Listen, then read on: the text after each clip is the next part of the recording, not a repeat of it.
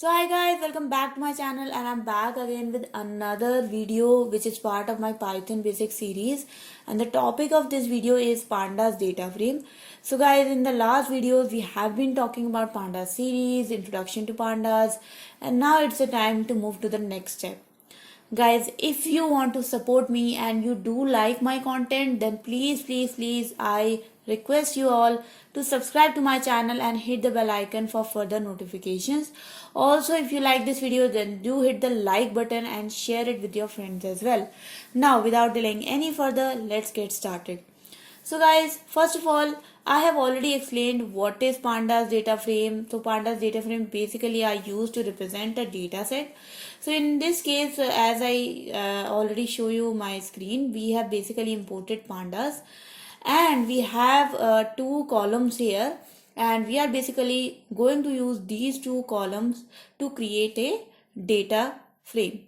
So to create a data frame, just I will create a variable like df and pd dot data frame, and in this data frame you have to add this languages object.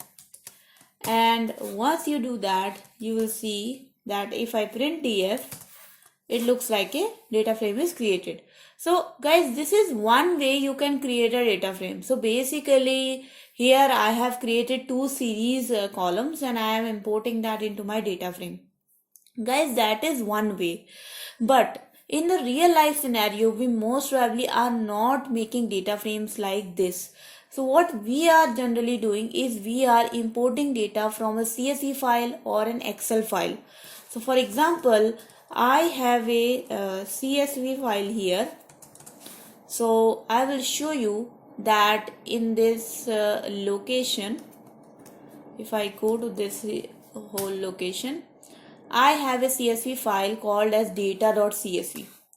And if I want to read this file into my data frame, all I have to do is call a function called as pd.readcsv.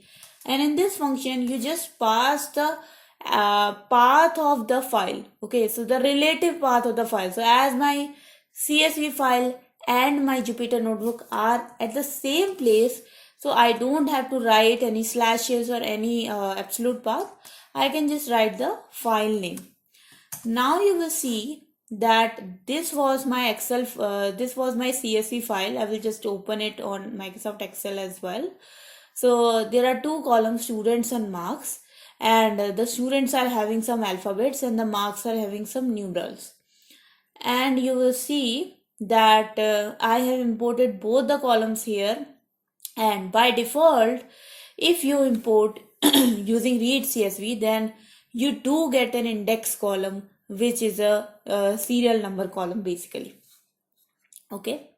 Now, similarly, if you want to read to an Excel file, the only thing you have to do is instead of pd.readcsv, you have to call a function called as pd.readexcel.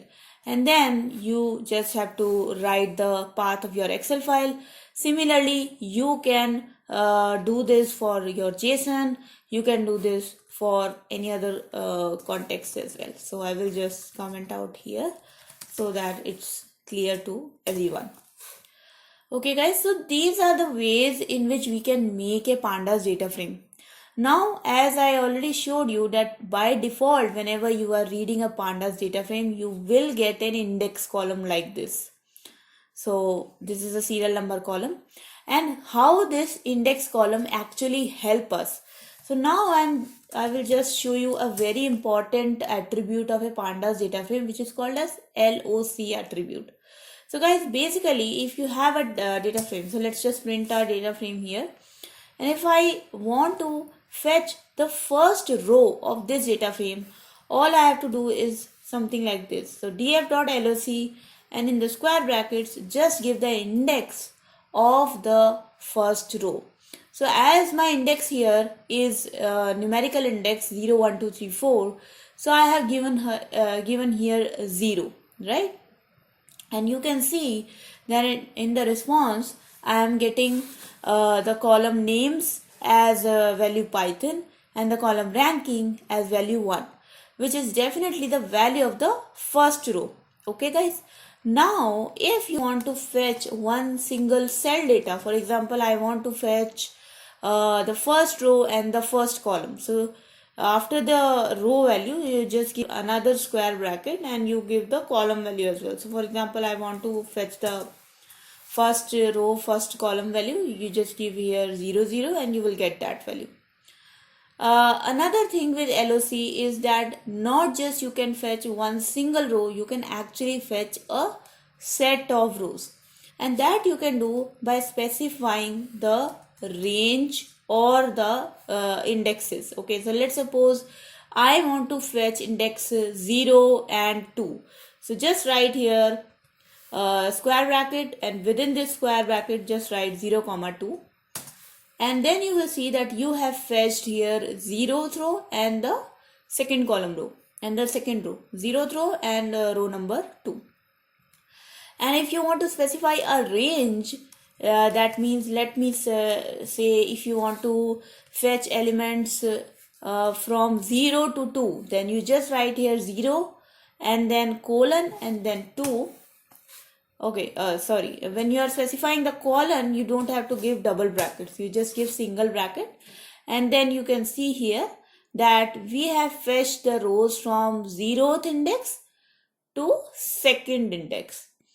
This is a kind of a difference in terms of LOC function, LOC attribute and an array or a list. So if you have a list, and if you guys remember my Python list tutorial, there if you have a list and you specify something like this, so 0, 2, in that case this 2 index was actually exclusive of the result which was provided.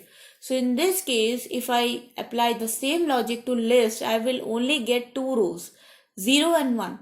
But when you are using an LOC attribute and you provide here this colon value, then you will these two indexes are both inclusive. So you will get the 0th row also and the second row also. Okay. So this is about how you can use the LOC function to locate the rows, and this is how you can import your data frame as well.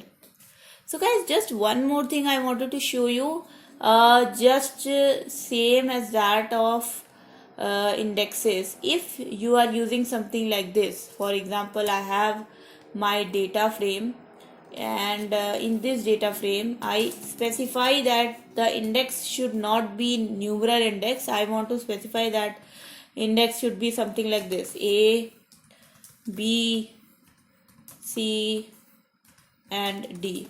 Okay, so now if you print your df, you will see that the index value are alphabets, right?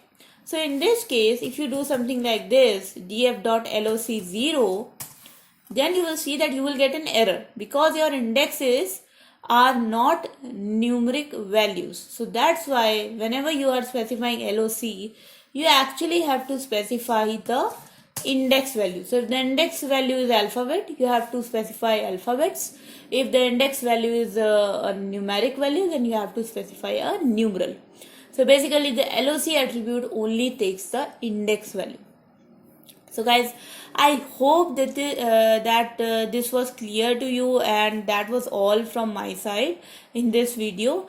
I hope all of you guys have learned how to create data frame, how to work with them, and how to fetch the particular rows. So guys, if you have learned something from this video, and if you like this video, then please do hit the like button and share it with your friends as well. Also, please do subscribe to my channel and hit the bell icon for further notifications. Until next time, thank you so much everyone, and bye bye.